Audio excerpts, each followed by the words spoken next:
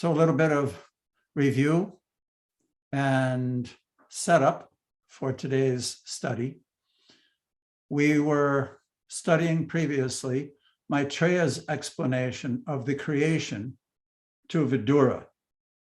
And in that narration, Maitreya explained how once the universes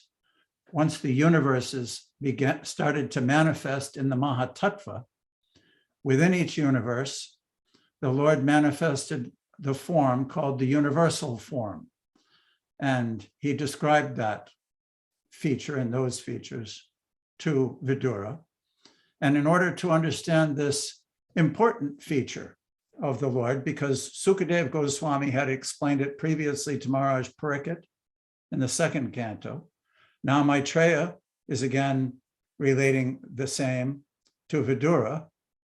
And similarly, Lord Krishna revealed a universal form to Arjuna. So we're studying that section.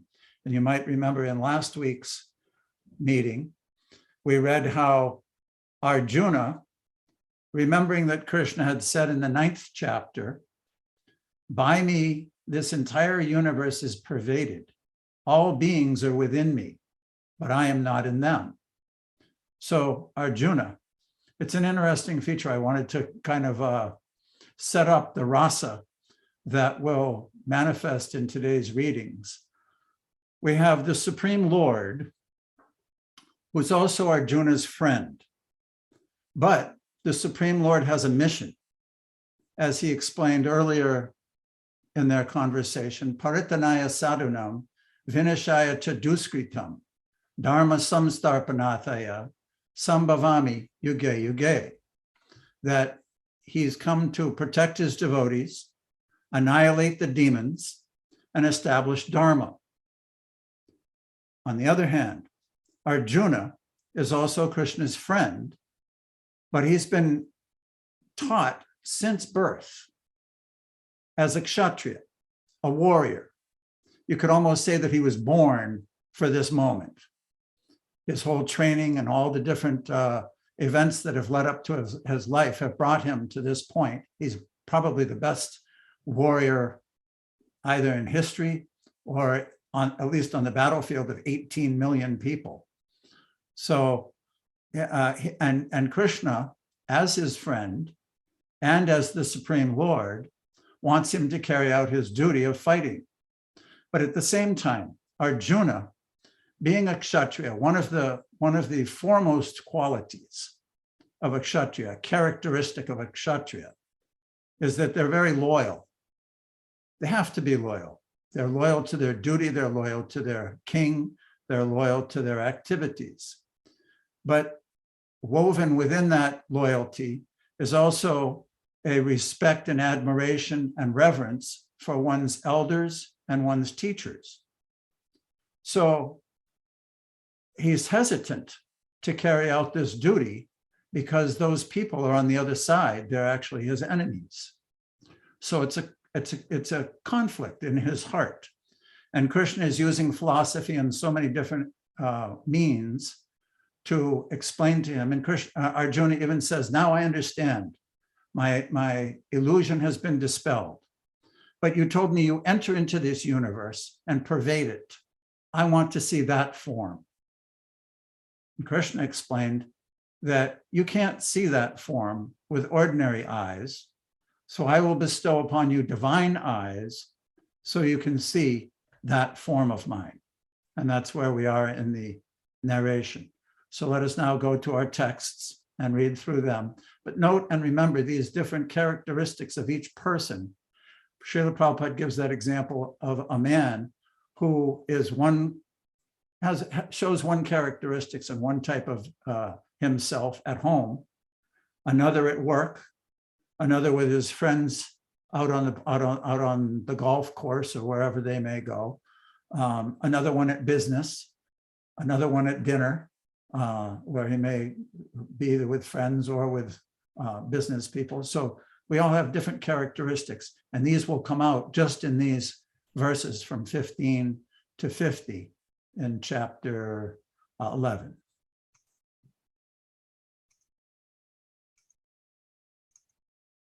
So this is this is actually Bhagavad Gita, but we call it the Srimad Bhagavatam because it is the course. February 2022, lessons 2 and 3. Hare Krishna, everyone. Welcome. Jai Varaha Dev and Sacred Ekadasi, Dwadasi. So we'll begin today with Vaishnavi. Would you like to begin for us, reading the Bhagavad Gita? Yes.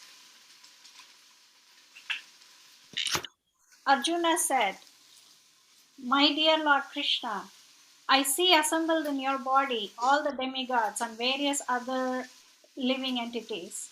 I see Brahma sitting on the lotus flower, as well as Lord Shiva and all the sages and divine serpents."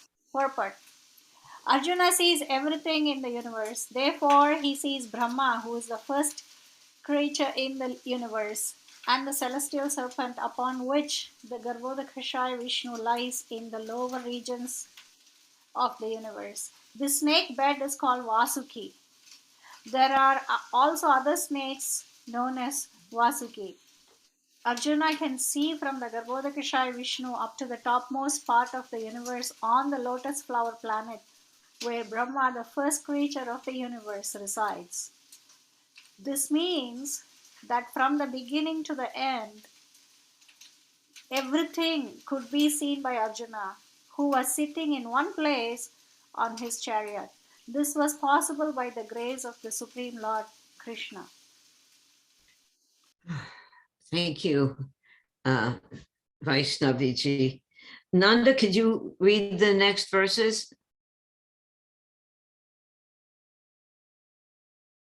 Nanda-ji, you there? Yeah. Text. Is my audio? I'm sorry, my audio's on in the back. Is that a disturbance? I'm sorry. Anyway, 11 to 16 to 20, chapter 11. O Lord of the universe, I see your universal body. I see in your universal body many, many forms, bellies, mouths, eyes, expanded without limit. There's no end, there's no beginning, and there's no middle to all this. Your form, adorned with various crowns, clubs, and discs, is difficult to see because of its glaring effulgence, which is fiery and immeasurable like the sun. You are the supreme primal objective. You are the best in all the universes. You are inexhaustible, and you are the oldest. You are the maintainer of religion, the eternal personality of Godhead. You are the origin without beginning, middle, or end. You have numberless arms, and the sun and moon are among your great unlimited eyes. By your own radiance, you are heating this entire universe. Although you are one, you are spread throughout the sky and the planets and all space between. O great one, as I behold this terrible form, I see that all the planetary systems are perplexed. Hare Krishna. Keep going, Nanda. Purport. Vau apritivyo, the space between heaven and earth, and lokatrayam, the three worlds, are significant words in this verse because it appears that not only did Arjuna see this universal form of the Lord, but others in other planetary systems saw it also. Arjuna's seeing of the universal form was not a dream. All who are spiritually awake with the divine vision saw it. Thank you, Nanda-ji. Can you mention something about these verses that is particularly stands out to you? Well, the purport, in the purport, this is like the second characteristic that Prabhupada says one thing and then he says another thing. For example, earlier on, it says that no one else saw this form. And now it's saying, oh, well, people in other universes, because they're in higher levels of vision, they could see. So he clarifies that. And right, this second, I'm forgetting the other incident that he said. Oh, he said another thing he said earlier was Arjuna was not afraid. And then later on, he says, well, he was a little, he was afraid. So it's just that he's explaining things and sometimes according to different aspects of the situation and ultimately says all these things. Just like in the beginning of the Gita, when he said Arjuna was a very noble soul, that's why he was hesitating to fight. And then he also says because of weakness of heart, he was hesitating to fight. It doesn't bewilder the devotees. Another reason why I'm not a devotee. Radhika. Oh, Hare Krishna. Thank you, Nandaji. Right. Sesha, could you continue for us? Okay. Bhagavad Gita 11:21-27. All the demigods are surrendering and entering into you. They are very much afraid, and with folded hands, they are singing the Vedic hymns. All the various manifestations of Lord Shiva, the Adityas, the Vasus, the Sadyas, the Vishwadevas, the two Aspi, the Maruts, the forefathers, the Gandharvas, the Yakshas, the Asuras, and the perfected demigods are beholding you in wonder. O mighty armed one, all the planets with their demigods are disturbed at seeing your many faces, eyes, arms, bellies, and legs, and your terrible teeth. And as they are disturbed, so am I. O all-pervading Vishnu, I can no longer maintain my equilibrium. Seeing your radiant colors fill the skies and beholding your eyes and mouths, I am afraid. O Lord of Lords, O refuge of the worlds, please be gracious to me.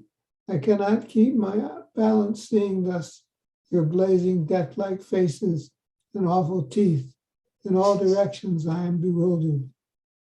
All the sons of Dhritarashtra, along with their allied kings, and Bhishma, Drona, Karna, and all our soldiers are rushing into your mouths, their heads smashed by your fearful teeth. I see that some are being crushed between your teeth as well. Go on, Sesha. Purport.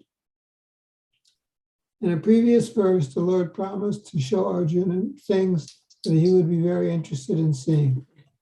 Now Arjuna sees that the leaders of the opposite party, Bhishma, Drona, Karna, and all the sons of Dhritarashtra, and their soldiers, and Arjuna's own soldiers are all being annihilated. This is an indication that Arjuna will emerge victorious in the battle, despite heavy losses on both sides. It is also mentioned here that Bhishma, who is supposed to be unconquerable, will also be smashed. So also Karna. Not only all the great warriors of the other party like Bhishma, not only will the great warriors of the other party like Bhishma be smashed, but some of the great warriors of Arjuna's side also. So what does that mean? What does that whole thing mean? Well, I mean, I think that the overall objective in Bhagavad Gita and Krishna speaking to Arjuna between the battlefields is to get him to fight. And one reason why a valiant warrior, as Dhruva Maharaj just described, fights or doesn't fight is due to a calculation on whether one will be successful or not.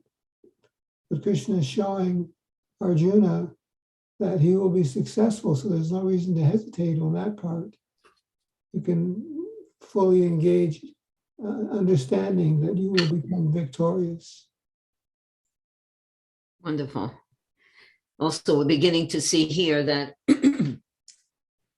Krishna is, and a very strong point in Prabhupada's purports, that this universal form, if somebody declares that he is God, let them show this dreadful form of the Lord, how he, and we will read later, how he is destroying everything, destroying our lives here, destroying everything. It's a very profound section. Thank you, Sesha.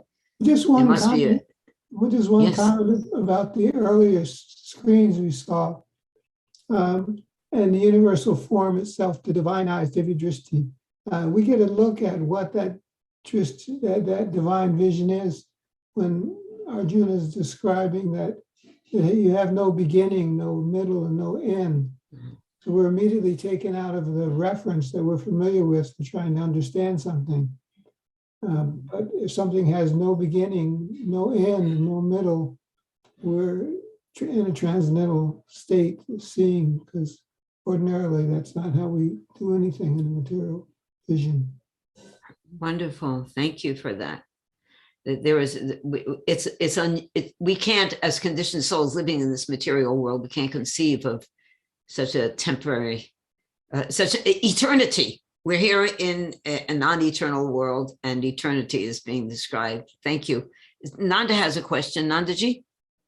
Yeah, it's a comment about the Divya Dristi, the fact that Krishna gave Arjuna divine vision. Sometimes it by that phrasing it like that, it sounds like Arjuna's vision was lower and he had to have a higher vision to see the universal form.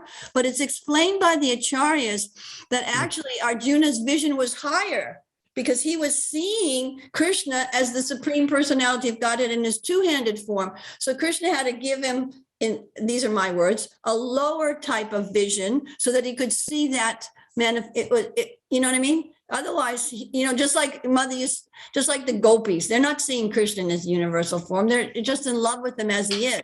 So anyway, I don't know if I said that clear enough, because I look on your face and I'm thinking it's not clear. High and low in reference to the absolute truth. We see that doesn't really exist in the spiritual world, high and low. But it's an interesting point. That would be, Sesha Pati, do you have something to say about that? This higher and lower vision that Arjuna might be having doesn't, I can't understand it as higher or lower. Can you say something? It's a different vision. Let's just say that.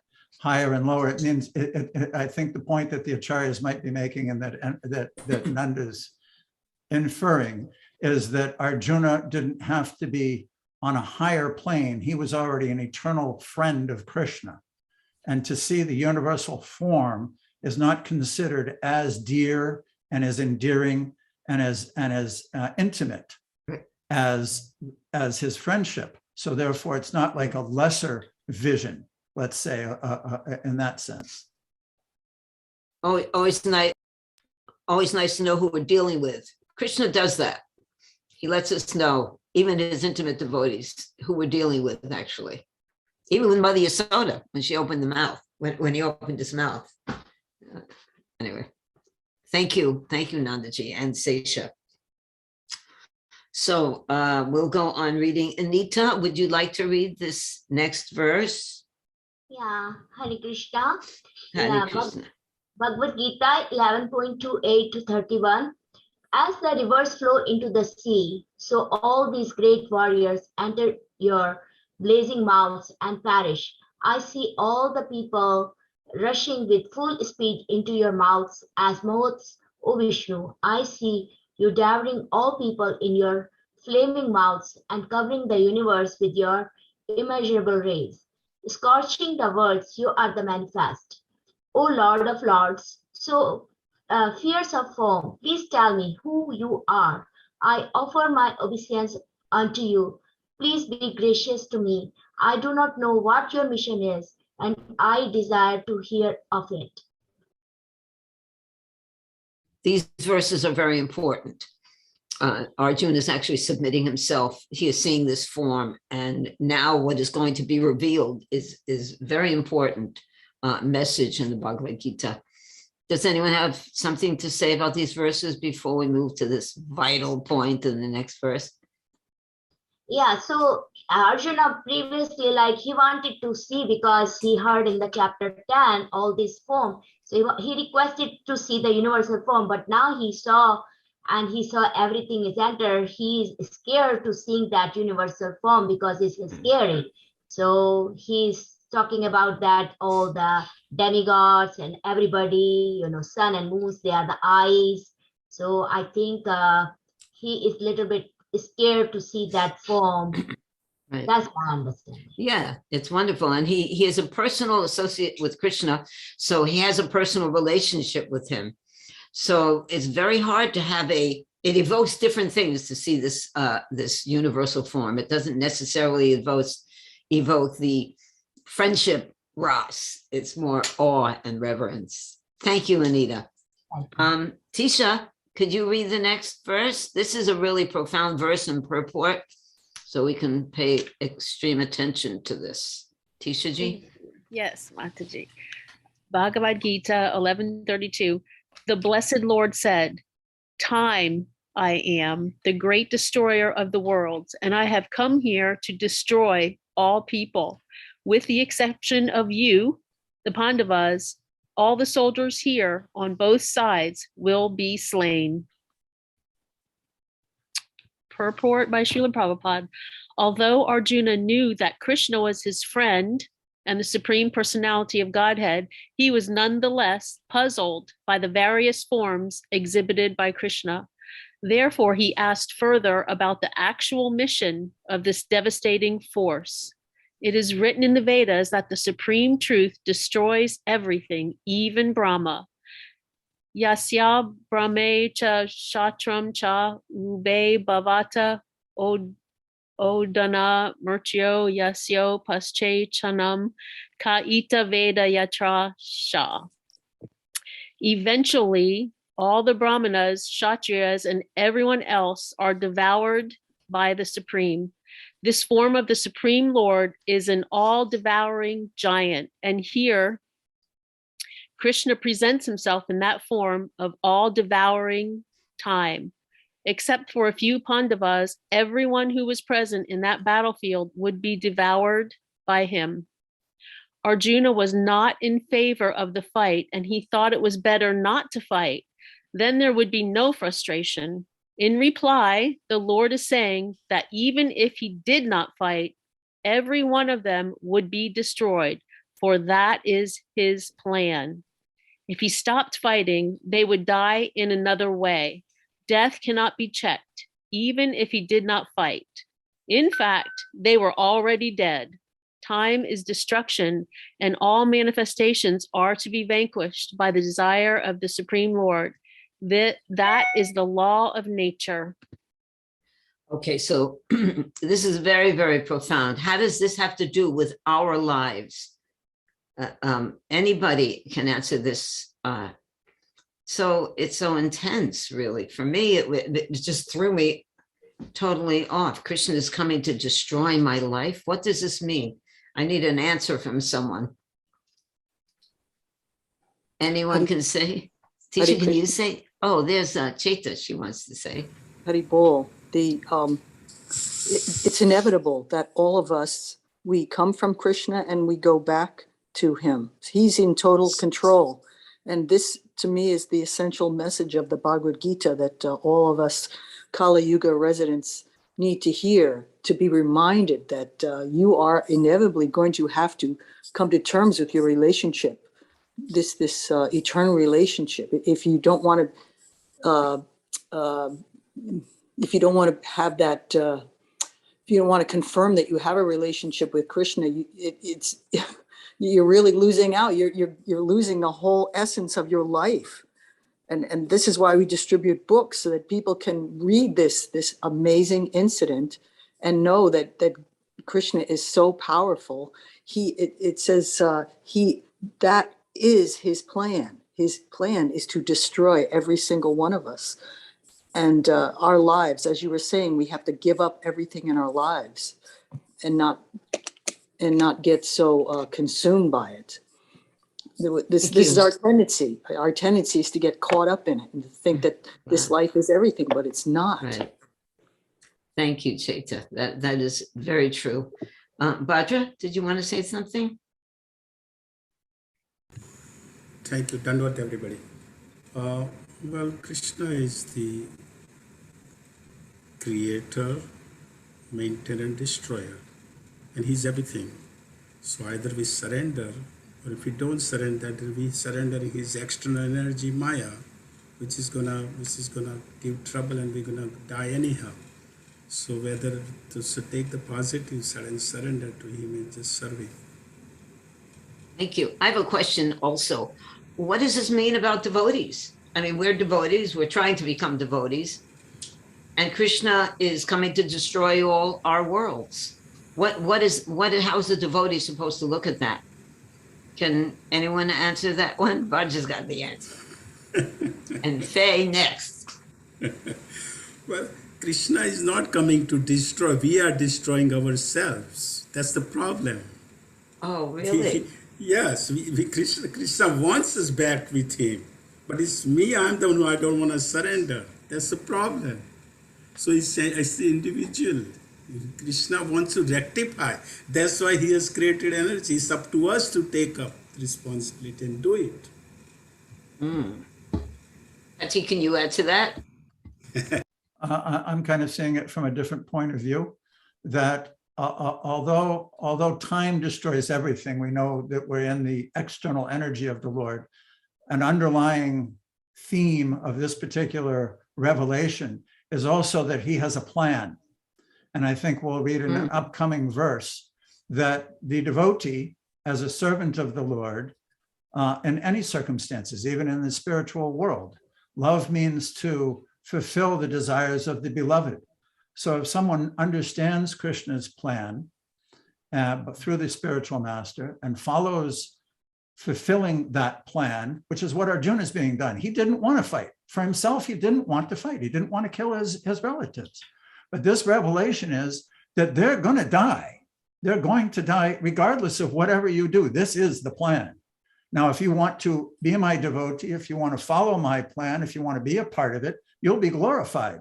You'll be remembered forever for following my plan. All he has to do is carry it out. It almost seems mechanical, but then again, it's not, because he has to put his heart into it. And we'll note later, for those who know the Mahabharata story, that although he was convinced that he should fight, simultaneously, when it actually came to the time when he was supposed to kill his grandfather, he wasn't fighting full on. He was holding back a little bit, to the point where Krishna got down off the chariot, picked up a wheel, and started running at Bhishma Dev to kill him. Now, that has so many different connotations to them. One of them is, he told Arjuna, they're going to die. Either you're going to do it or I'm going to do it. So he got down off the chariot. Yeah, okay, this is it. And then Arjuna was holding his legs and trying to, no, I'll fight. And Bhishma Dev was in total ecstasy. He was like, oh, yes, now I've got him. So much is happening.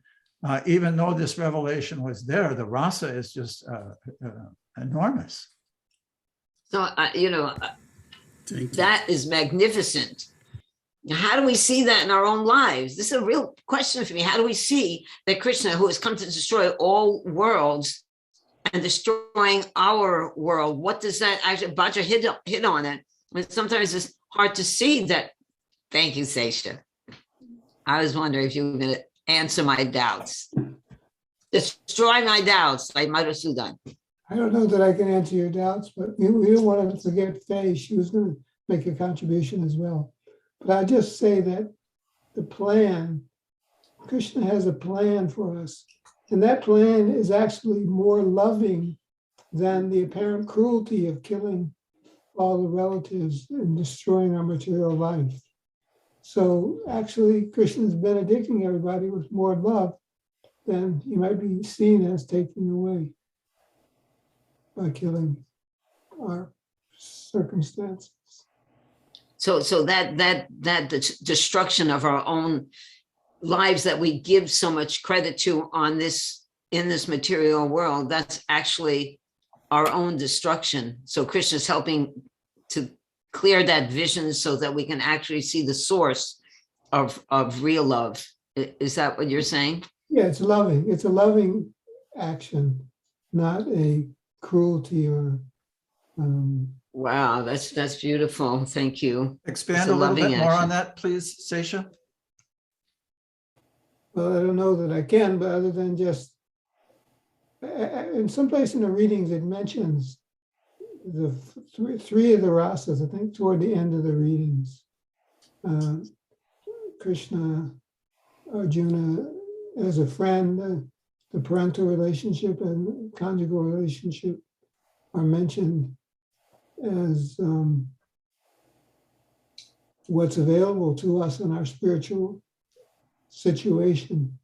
Our material situation is preventing us from getting there. So it's cut off, just like a growth on your arm or something would be cut off because it has malefic effect to the body. And it hurts to get it cut off, but ultimately that's the only thing that will cure us. Thank you, Seisha. Faye, did you have something to say? And then Elizabeth? Yes, good morning, Mataji. Hare Krishna. Hare Krishna. If you think about one of the beautiful examples that Srila Prabhupada gave us about time and death, there was an analogy that he made of a non-devotee fearing death and facing death is similar to being attacked by a big lion and, gnashed with the big teeth. Whereas when a devotee is facing death, they're embracing the idea because they want to return to Krishna. Our handling might be a little bit rough at that particular time or that instance when we depart the material body, but the analogy that Srila Prabhupada continued with is that of a mother cat taking her tiny kittens by the scruff of the neck, which sounds rough, but she literally in love moves them to a safer place. So we shouldn't be fearful of the transition from hopefully from our material body to our spiritual body, or even from this material body to another material body, because Krishna has already promised us that even a little work in Krishna consciousness towards that goal of loving and serving him will not be forgotten. So Thank you. Beautiful. I like Beautifully the put. lion and the kitten. Yeah. Thank you. So sweet. Okay, Elizabeth, we'll just hear from you real quick. Oh, did you have something to say, Tisha? We got to move on, or I'm going to get the sauce. Elizabeth, why don't you ask your question or make your statement? It was not a question. It was an image. We talk about the reflection, the perverted reflection, and we have the image of the tree and the tree being reflected, upside down. So I was thinking it's like a little kid trying to get the fruit from the tree that is being reflected in the water. So there's no taste there. So like Krishna moving the water like this so that the image is distracted, and then, just turning so that we can really look at the real tree and get the real fruit with the real taste. Wow, that's beautiful. Thank you. That was really nice. Thank you. All right, let's go on with Bhaja. Did Tisha want to say something, Sama? Oh, no, she said she didn't want to say. Thank you. I'm good, thank you. Okay. Okay, so Bhaja's going to continue reading on the next verse. Thank you. Bhagavad Gita 11:33. Therefore get up, prepare to fight and win glory. Conquer your enemies and enjoy a flourishing kingdom. They are already put to death by my arrangement, and you, O Savyasachin, can be but an instrument in the fight. Purport. Savyasachin refers to one who can shoot arrows very expertly in the field. Thus Arjuna is addressed as an expert warrior capable of delivering arrows to kill his enemies. Just become an instrument. Nimitta matram. This word is also very significant. The whole world is moving according to the plan of the Supreme Personality of Godhead. Foolish persons who do not have sufficient knowledge think that nature is moving without a plan, and all manifestations are but accidental formations. There are many so-called scientists who suggest that perhaps it was like this or maybe like that, but there is no question of perhaps or maybe and maybe. There is a specific plan being carried out in this material world. What is this plan? This cosmic manifestation is a chance for the conditioned souls to go back to Godhead, back to home. As long as they have the domineering mentality, which makes them try to lord it over material nature. They are conditioned. But anyone who can understand the plan of the Supreme Lord and cultivate Krishna consciousness is most intelligent. The creation and destruction of the cosmic manifestation are under the superior guidance of Lord. Thus the battle of Kurukshetra was fought according to the plan of God. Arjuna was refusing to fight, but he was told that he should fight in accordance with the desire of the Supreme Lord. Then he would be happy.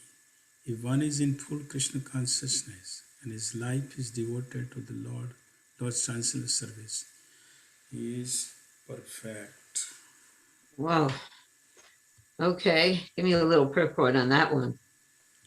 Just be an instrument in the service of the Lord. Just be an instrument in service of Srila Prabhupada mission. That's it. Nothing else. Very, very clean. That's very clean. That way we don't have our own false ego stopping us up in every way on the mental platform.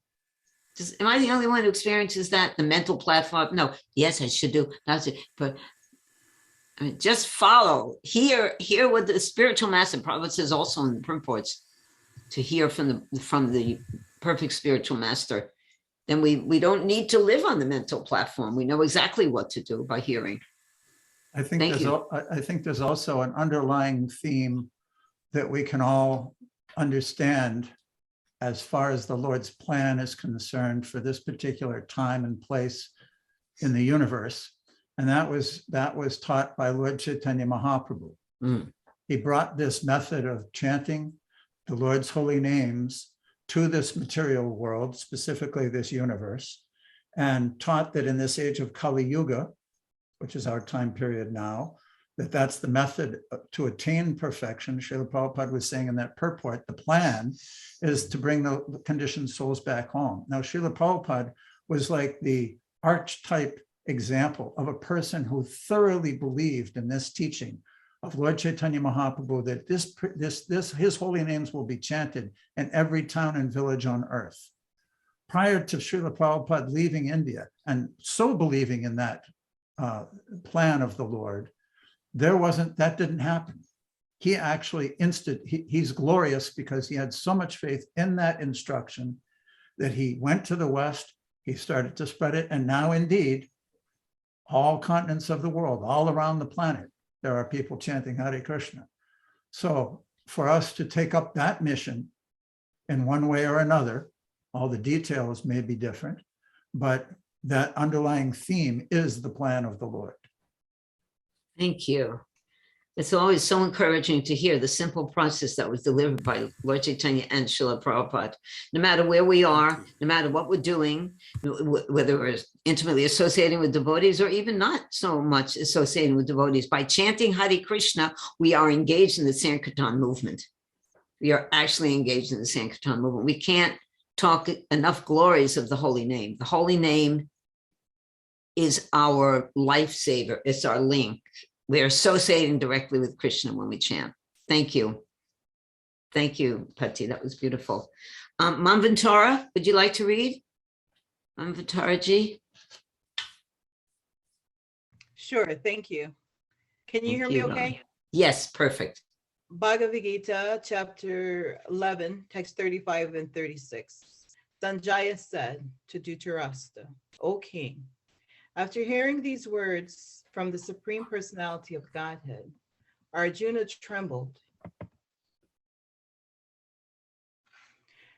Arjuna trembled, fearfully offered obeisances with folded hands, and began faltering to speak as follows. O Harikesha, the world becomes joyful upon hearing your name, and thus everyone becomes attached to you. Although the perfected being offer you their respectful homage, the demons are afraid, and they flee here and there. All this is rightly done. Go on. Purport. Arjuna, after hearing from Krishna about the outcome of the battle of Kurukshetra, became an enlightened devotee of the Supreme Lord. He admitted that everything done by Krishna is quite fit.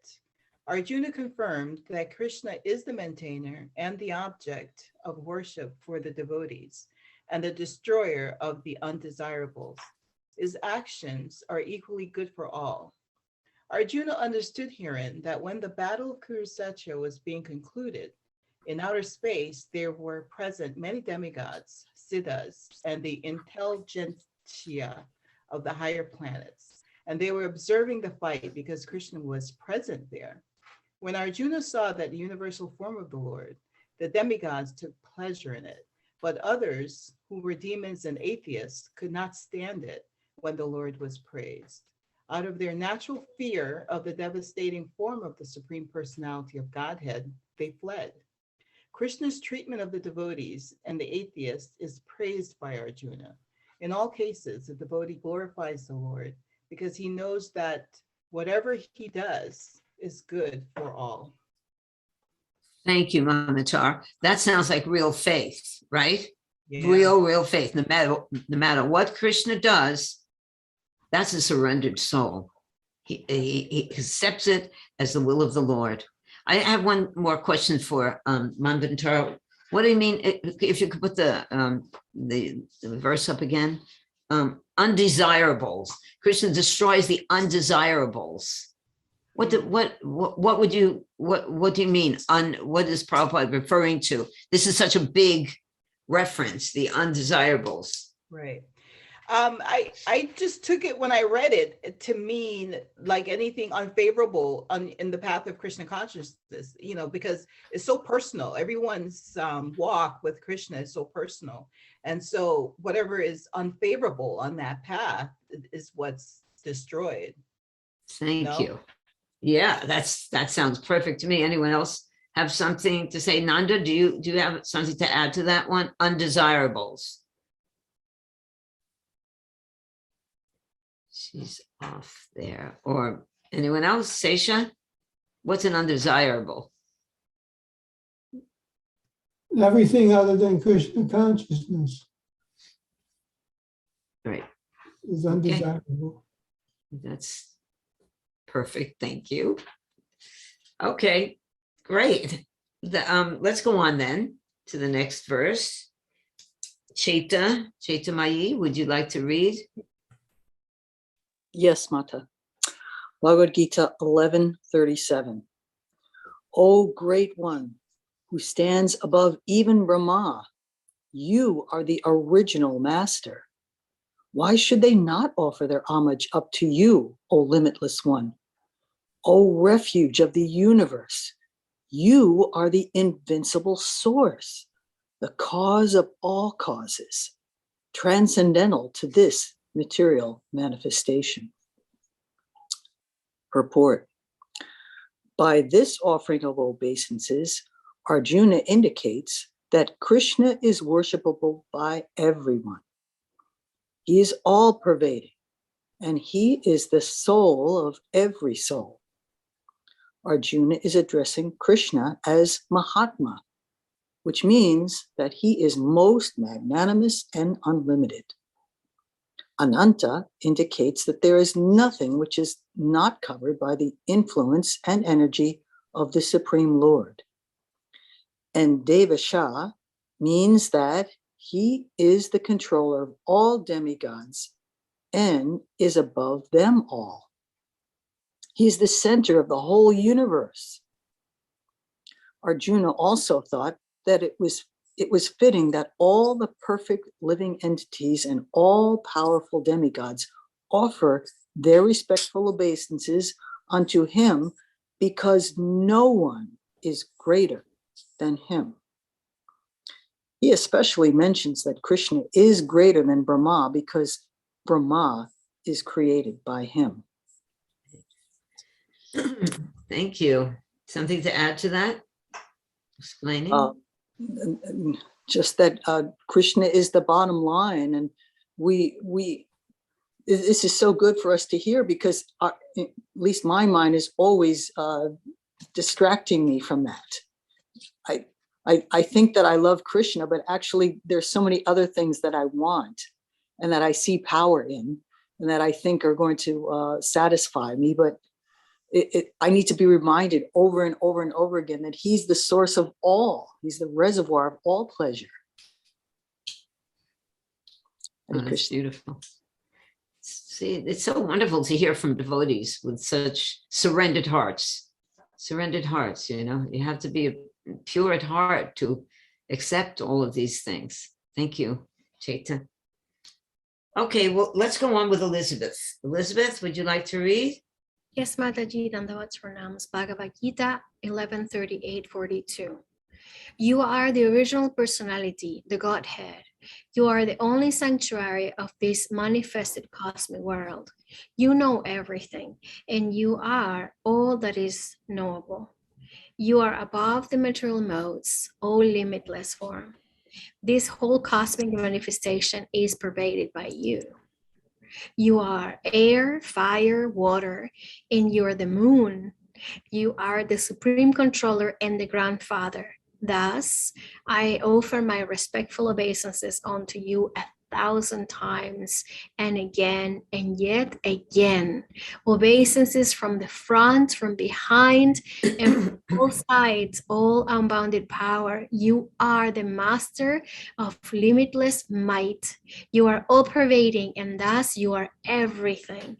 I have in the past addressed you as, O Krishna, O Jadava, O my friend, without knowing your glories. Please forgive whatever I may have done in madness or in love. I have dishonored you many times while relaxing or while lying on the same bed or eating together, sometimes alone and sometimes in front of many friends. Please excuse me for all of my offenses. I read the purport. Thank you. Purport. Although Krishna is manifested before Arjuna in his universal form, Arjuna remembers his friendly relationship with Krishna and is therefore asking pardon and requesting Krishna to excuse him for the many informal gestures which arise out of friendship. He is admitting that formerly he did not know that Krishna could assume such a universal form, although Krishna explained it as his intimate friend. Arjuna did not know how many times he might have dishonored Krishna by addressing him, "Oh my friend, oh Krishna, oh Yadava," etc., without acknowledging his opulence. But Krishna is so kind and merciful that in spite of such opulence, he played with Arjuna as a friend. Such is the transcendental loving reciprocation between the devotee and the Lord. The relationship between the living entity and Krishna is fixed eternally. It cannot be forgotten, as we can see from the behavior of Arjuna. Although Arjuna has seen the opulence in the universal form, he cannot forget his friendly relationship with Krishna. Thank you. That fixed is fixed. Our relationship with Krishna is fixed in many ways. Do you understand that? How it's fixed? Fixed means not only our rasa with him, there are 5 rasas, but also the relationship of all living entities is fixed with Krishna. Do you have something to add to that, Elizabeth? Before Bhadra gives us his commentary? Prabhuji can go ahead. Thank you, Mataji. Okay. Bhadraji? No, it's not commentary, it's kind of question that when Krishna showed to Mother Jashoda in his mouth, the whole universe, then Mother Jashoda was kind of bewildered. But here in this case, it says that Arjuna understood, even though he saw the universal form of the Lord, but still he didn't bewildered. He knew his relationship. Am I right? Am I making Well, sense? okay, before someone else, before I forget, he was showing, Mother Yasoda was not thinking that Krishna is God. She thought that was a disturbance. She thought that maybe he's a demigod. She didn't know that he was God. That was not her mode at all. So she thought it was a foreign thing happening. But here Arjuna is being showed that Krishna is God, the Supreme. What do you think, Pati? Is that I'm not real clear about Bhadra's question. What is the actual Well, I'm sorry, I'm diverting, I guess. But my question is am I understanding correctly? Because in the case of Mother Yashoda, her relationship is so deep as a mother. But when Krishna showed her in his mouth the whole universal form, she was kind of bewildered. And she was thinking to all different things, I'm dreaming or whatever. But here in this case, if I'm understanding correctly, Krishna is seeing Arjuna is seeing the Krishna's universal form, but at the same time, he's understanding his relationship with the Lord. So it looks like Arjuna is not bewildered by seeing this form.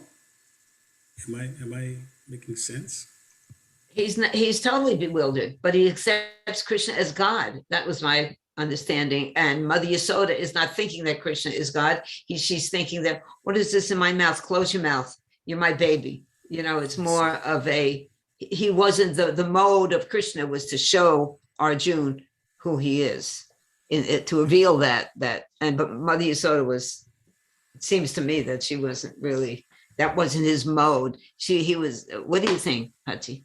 It's actually described by Vishwanath Chakravarti Thakur that her sthai bhava of Vatsalya bhav, motherly affection, was so powerful that it over-dominated Krishna's bewildering display. It lasted for a little while. She was bewildered for a moment, but her love for her child dominated her emotions so much that it didn't really resonate so much importance to her. She became bewildered for some time and then just wanted to, have him suckle her breast again. Okay, Vajra? Thank you. All Thank right. you. Okay. Okay, next we will have Ian and then Faye. Ian, you there? Hare Krishna, can you hear me? Yeah, very loudly. Thank you. Okay, sorry about last week. I got knocked out of the house. Huh? Hare Krishna, did you hear? I got knocked out last week. I didn't understand that. Yes, we can Yeah, hear last you. week I got knocked out of the house. So I didn't have access to the computer. Oh, I All right, see. I understand. Yeah, okay. So, Bhagavad Gita 11:43-44. You are the father of this complete cosmic manifestation. There is an echo there. Am I the only one hearing a very resounding echo? Maybe you should lower the thing. Lower the volume, I think. The volume, maybe. Okay, I'll do that.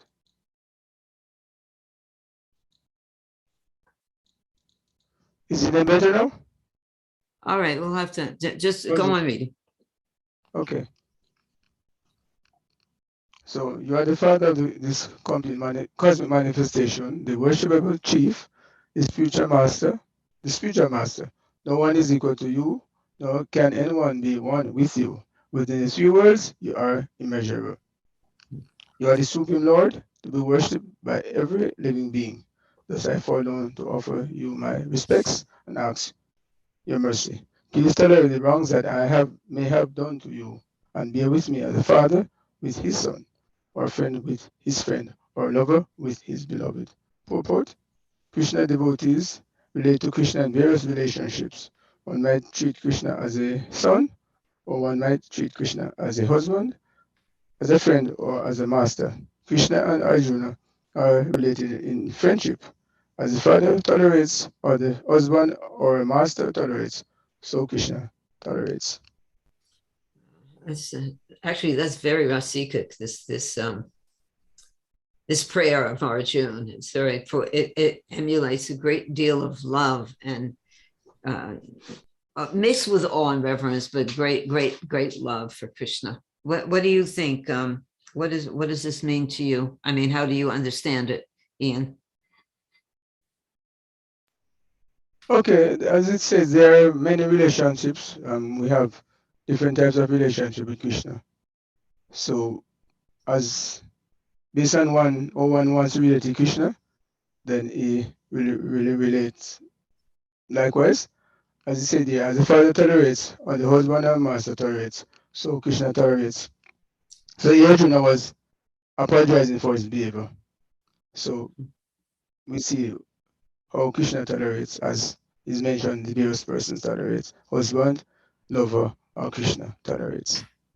Thank you. That's a very important point, Okay. that we have to remember that Krishna tolerates, Yes. which would indicate that we're acting in such a way that might not be so pleasing to Krishna. Arjuna was very regretful because of his behavior, you know, and asked that Krishna tolerate. And so that would keep us in a little humble position as well. Thank you, Ian. Faye, would you like to read next? I think we're on, 45, 46 in the purport. Yes, Mataji. Bhagavad Gita 11:45 through 46. After seeing this universal form, which I have never seen before, I am gladdened, but at the same time my mind is disturbed with fear. Therefore, please bestow your grace upon me and reveal again your form as the personality of Godhead, O Lord of Lords, O abode of the universe. O universal Lord, I wish to see you in your four-armed form, with a helmeted head and with club, wheel, conch, and lotus flower in your hands. I long to see you in that form. Purport by Srila Prabhupada. In the Brahma Samhita, it is stated that the Lord is eternally situated in hundreds and thousands of forms, and the main forms are those like Rama, Nrsimha, Narayan, etc. There are innumerable forms, but Arjuna knew Krishna is the original personality of Godhead, assuming his temporary universal form. He is now asking to see the form of Narayan, a spiritual form. This verse establishes without a doubt that the statement of Srimad Bhagavatam that Krishna is the original personality of Godhead and all other features originate from him. He is not different from his plenary expansions. He is God in any of his innumerable forms. In all of these forms, he is fresh like a young man. That is the constant feature of the Supreme Personality of Godhead. One who knows Krishna at once becomes free from all contamination of the material world. Oh my goodness. So what do you have to say about that, Faye? Wow. That's pretty good. Beautiful to have fallen in love, quote unquote, with Krishna as the Supreme Personality of Godhead, a person, a personal form. Over the years that we've studied together, I can understand more and more that the impersonal relationship that the Mayavadis, that Srila Prabhupada warned us against, there's nothing there for me in that impersonal form. I want Krishna. This is where my focus is. And it's so nice that Arjuna is asking to see now the form of Narayan with the four hands. And this is a wonderful thing to see too. But yet Arjuna's heart always wanted to see Krishna, the Supreme Personality of Godhead, in his two-handed, eternally youthful form. And that's the rasa, the relationship that all of us as devotees want to have, that personal exchange with Krishna. So that's a wow verse. Good. That's beautiful. Thank you, Faye. Thank you, Mataji. Hare Krishna. So we're almost finished with this, but Anita, did you have your hand raised?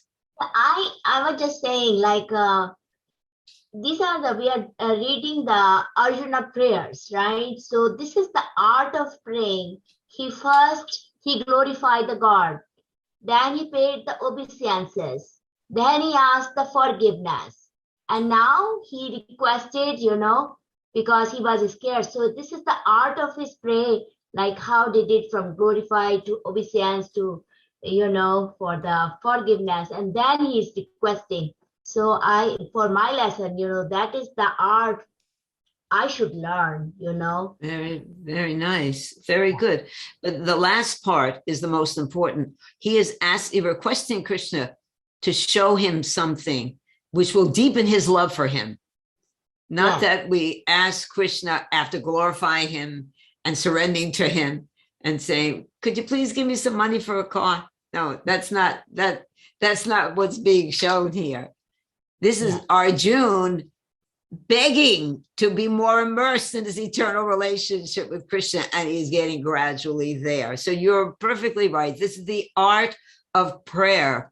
And the final thing is not to pray for something material, but to pray to Krishna that we will become self-realized and situated in our eternal service relationship, in our eternal loving relationship based on our... Like face that, because like a two-handed form, which is very difficult to see, and that's what he wants to see. That's it. And we are being given that by Lord Chaitanya and Srila Prabhupada. Just by chanting Hare Krishna, we are like passing over so many different complications and ritualistic activities. Just by chanting Hare Krishna, we have the capability of direct association with Shyamsundar playing his flute. And actually it is said that the flute sound is the Hare Krishna mantra. Not only the Gayatri mantra, but the Hare Krishna mantra. Yeah. Okay, thank you, Anita. And we're going to go on next with Tisha. Would you like to read this next verse? Yes, thank you, Mataji. Bhagavad Gita 11:47. The Blessed Lord said, "My dear Arjuna, happily do I show you this universal form within the material world by my internal potency.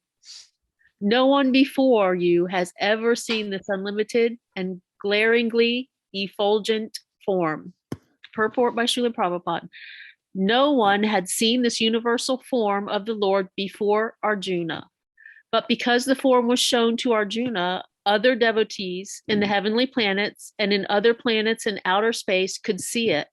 They did not see it before, but because of Arjuna, they were also able to see it.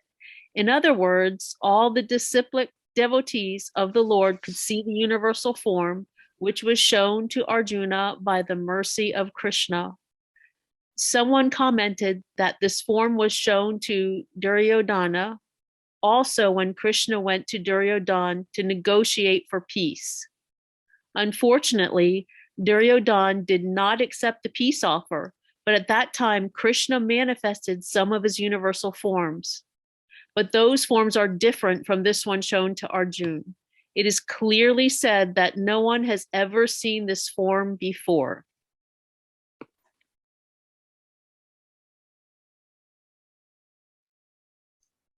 Unmute, Sama. So this is the power of a devotee. Arjuna is a devotee. He requested to see this universal form, and therefore he was, because of him seeing it, others were able to. And Prabhupada is like that. And Prabhupada is like that. He knows, he has seen the truth, so he is able to deliver it. So we have some hands raised here.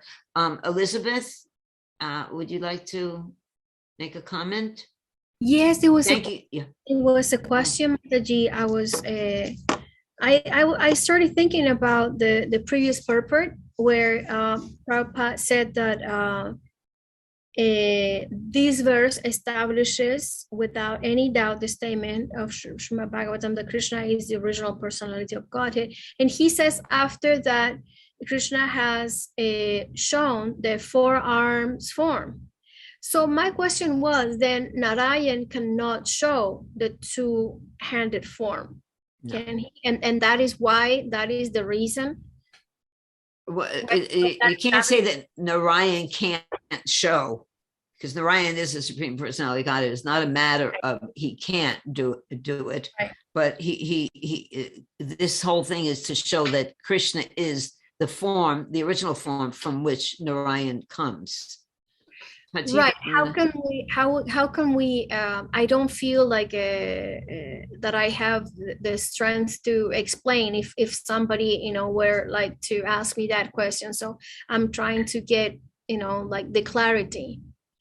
I see. Someone, Patsy, you want to answer that? Sure. Basically, it's not that somebody can or can't do it, but it matters who the authority is that we're accepting and who's explaining it. Lord Chaitanya explained all these different forms to Sanatana Goswami. Shastra confirms that Isvara Paramaha Krishna, Satchidananda Vigraha, Anadir Adir Govinda, Sarvakarana Karanam.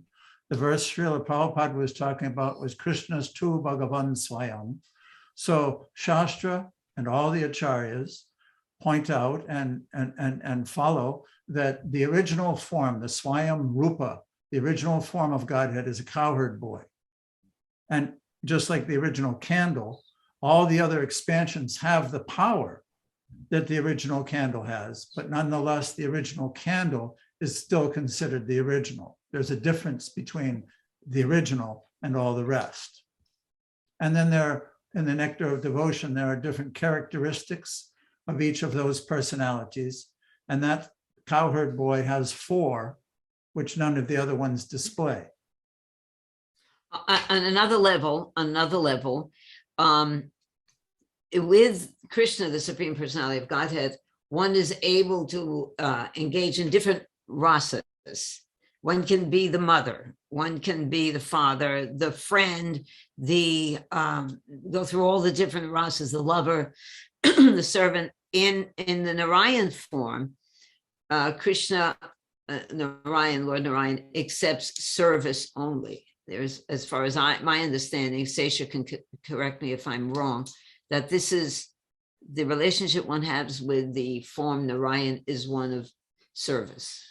It doesn't expand to the other rasas. Am I right in that, Sesha? I don't know that I can correct you, but I was going to comment that the form Narayan, four-arm form, is evoked by a certain level of a devotee's love for the Supreme Lord. And that's why the residents of Vrindavan are considered the topmost, because their love evokes the two-handed form. Krishna can't hide in this four-handed form from the residents of Vrindavan because they love him so much that he has to appear in the two-handed form. Well, what about him appearing in the two-handed form, which we're going to come to, in front of Arjuna? Well, that's because Arjuna is described as his dear friend. Yeah. I think the word intimate was used in one of the verses just read. Right. Let me see. So the most intimate form is the two-handed form. Right.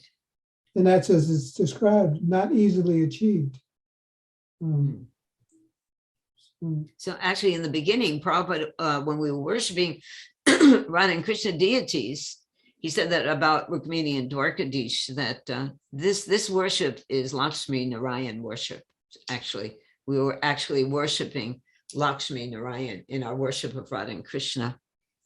That because it's a very, very intimate, we were learning sadhana bhakti, so we hadn't developed, and maybe we still haven't developed, but that's the order of development. Chaitamayi, did you have a question or a statement? Yes, the purport to 47 explains that this form was shown to Duryodhana, and Duryodhana did not accept. the peace offer, in spite of being shown that. It seems like it was part of the Leela for Duryodhana to not accept seeing that form. But it seems like Krishna made him totally out of his mind upon seeing that. And he still refused to see the light of day. Right, but he didn't see the full form. It's stated by Srila Prabhupada, he was not shown he was just shown a little bleep. You know, Krishna wasn't he didn't have divine eyes, Duryodhana. He wasn't shown the complete form. I think we're going back to the okay, thank you. Here you go. Here's the statement in the purport. You want to read that, Chaita? Okay. This form was shown to Duryodhana also when Krishna went to Duryodhana to negotiate for peace. Unfortunately, Duryodhana did not accept the peace offer. But at that time, Krishna manifested some of his universal forms. But those forms are different from this one shown to Arjuna. It is clearly said that no one has ever seen this form before.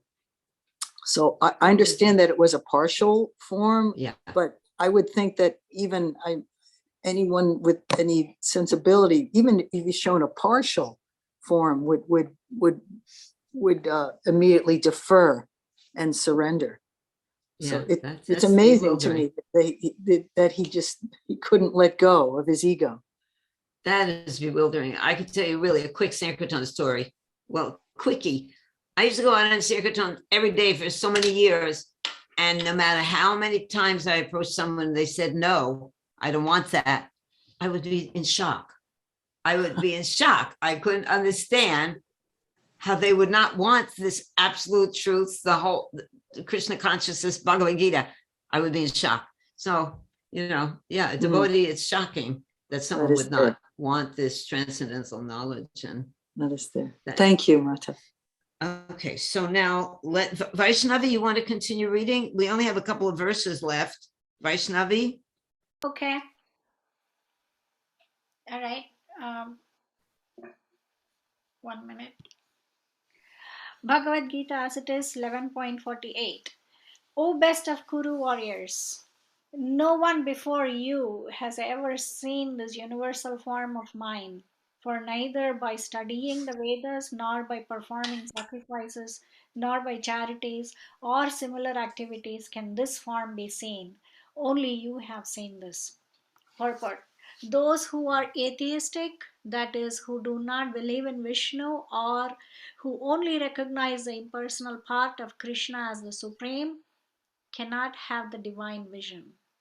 It is not possible to decry Krishna and at the same time have the divine vision. One cannot have the divine vision without becoming divine. In other words, those who have divine vision can also see like Krishna. See like Arjuna. Purport. Continue this? Or? Yeah. So one can accept bodily penances, give charity, study the Vedas, etc. But unless he is a devotee like Arjuna, it is not possible to see that universal form. Those who are impersonalists are also imagining that they are seeing the universal form of the Lord. But from Bhagavad Gita, we understand that the impersonalists are not devotees. Therefore, they are unable to see the universal form of the Lord. There are many persons who create incarnations. They falsely claim an ordinary human to be an incarnation, but this is all foolishness. We should follow the principles of Bhagavad Gita, otherwise there is no possibility of attaining perfect spiritual knowledge. Although Bhagavad Gita is considered the preliminary study of the science of God, it is so perfect that one can distinguish what is what. The followers of pseudo incarnation may say that they have also seen the transcendental incarnation of God, the universal form, but that is not acceptable because it is clearly stated here that unless one becomes a devotee of Krishna, one cannot see the universal form of God.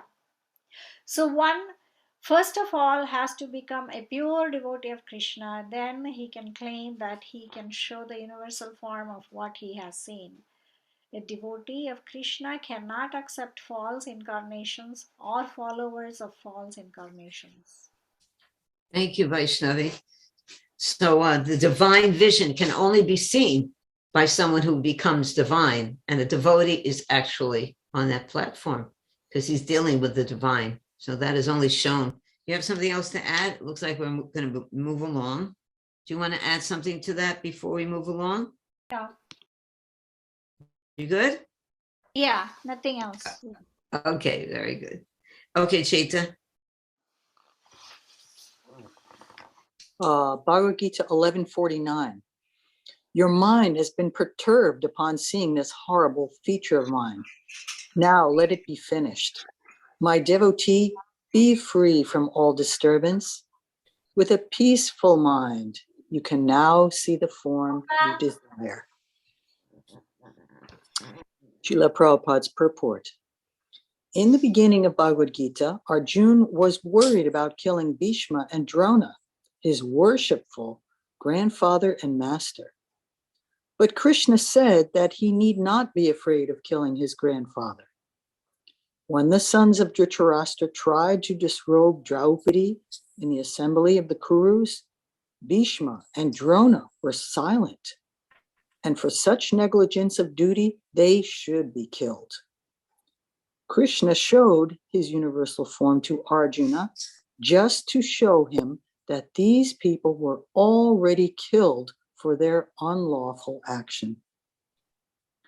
That scene was shown to Arjuna because devotees are always peaceful and they cannot perform such horrible actions. Wow. The purpose of the revelation of the universal form was shown. Now Arjuna wanted to see the four-armed form, and Krishna showed him. A devotee is not much interested in the universal form, for it does not enable one to reciprocate loving feelings. A devotee wants to offer his respectful worshiping feelings.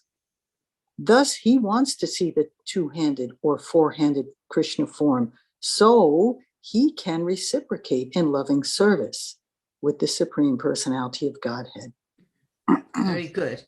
There's the answer right there, right? A devotee is not much interested in universal form because it does not enable him to reciprocate love, right? So that is such a, that sums it all up. It's so beautiful. We are so much, our foundation is in relationship, and this holds true for us. This is our eternal situation. It's about, we need relationships, we have to have it. And so Arjuna is explaining that for us. And one thing that stands out in this purport is that Arjuna is he's being asked to do something that he considers to be horrible, to kill Drona and Bhishma. These are unthinkable actions for him. And yet Krishna, by showing his form, he says, you know, being horrible, sometimes that's reality. Sometimes that's the best thing. That's pretty intense for him. You're right. Mama Taraji, did you want to ask something? Thank you, Chaita. Hey, Hare Krishna, thank you. So I wanted to ask for clarification about the universal form, because in the forum, Dhruva Maharaj corrected Premananda Das about, you know, that Maitreya did not actually see in the form, which is fact, right? But last week, like Seisha, for example, saw in the reading the personal forms of the Lord, like, you know, his markings, his garland and stuff like that. And I'm reading and is saying how Krishna is like really absolute. And we talked about earlier about Krishna being infinite and identical, and there's no way to really explain that in our current English nomenclature. You know, you can't really define who God is, you know, who Krishna is. So I get the point I'm trying to ask is, you can see, or can you see the universal form proportion to your devotion or love? Because Krishna is absolute. You know what I'm saying? Like reading about his form, reading through what reading through what Arjuna saw, and seeing that in his description. As far as I can understand, you need to have divine vision. This was bestowed on Arjuna, this divine vision, and to the extent that one is progressing in spiritual life, his vision of Krishna will advance as well. I don't know if a devotee, and we see so much in these purports, the devotees are not so interested in that universal form, but it's necessary for us to understand that we're dealing with a supreme person, supreme in all aspects. Pati, you want to continue in this line? Sure, I think you just answered it. Okay, Krishna was very clear, and Srila Prabhupada emphasized it again in the purport, saying that no one has ever seen this form before. So it's not that something that devotees cultivate in their relationship with the Lord, and therefore he reveals it. This was a specific circumstance, a particular vision, and because Arjuna saw it, therefore some of the other demigods could see it. But it's not a form that's generally seen by devotees. That's why it's so unique. Although it can be meditated upon, as we learned from Sukadeva Goswami. This whole study, that's one of the reasons that I wanted to put this particular chapter study in, was because it is important. Otherwise, why would Sukadeva Goswami describe it to Maharaj Pariksit as the first step in God realization? It's the first thing he taught him. And then we're seeing that when Vidura and Maitreya got together, it's practically the first thing that Maitreya is explaining to Vidura. And on the battlefield of Kurukshetra, in order to enthuse Arjuna, inspire him deep down in his heart and help him understand what he actually had to do, he showed the vast, horrible features of this world where death and destruction are so prevalent in a very visible format. This is going to happen. 18 million people are going to die on this battlefield. So it's a unique feature, but it's not one that's generally cultivated and seen by devotees. Does that help, Manvantara? So it's not seen by devotees, not desired. Why? Chaita also hit on this, and we want a relationship. We want love.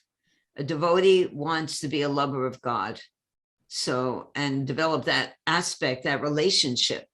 So it's hard to have that kind of relationship with the universal form of the Lord, because it's not exactly personal. It's more awesome, and it's necessary, as my husband was saying, it's necessary to understand who we're dealing with. This is the Supreme Lord. I have this relationship with Krishna, and we walk down the street. Prabhupada always says this, and somebody has a relationship, and Krishna, I had a dream, Krishna was pulling my sari. This science of God realization has to be taken very seriously, and we don't want to have sahajya. We want reality. So we are dealing with the Supreme Personality of Godhead. That's a no lightweight thing.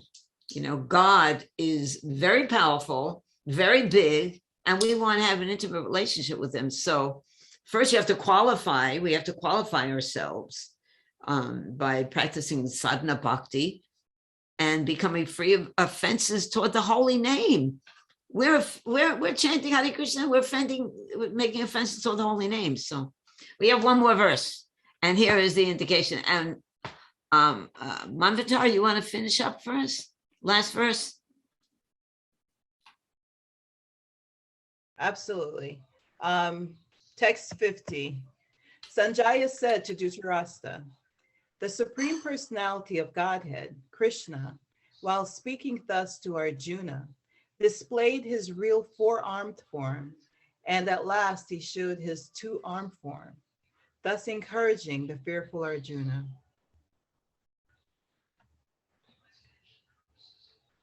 Purport. When Krishna appeared as the son of Vasudeva and Devaki, he first of all appeared as four-armed Narayana. And when he was requested by his parents, he transformed himself into an ordinary child in appearance. Similarly, Krishna knew that Arjuna was not interested in seeing his four-armed form of Krishna. But since he asked to see this four-armed form, he also showed him his form again, and then showed himself in his two-armed form. The word Summa Vapu is very significant. Summa Vapu is a very beautiful form. It is known as the most beautiful form. When he was present, everyone was attracted simply by Krishna's form. And because Krishna is director of the universe, he just banished the fear of Arjuna, his devotee, and showed him again his beautiful form of Krishna. In the Brahma Samhita, it is stated that only a person whose eyes are smeared with the ointment of love can see the beautiful form of Sri Krishna.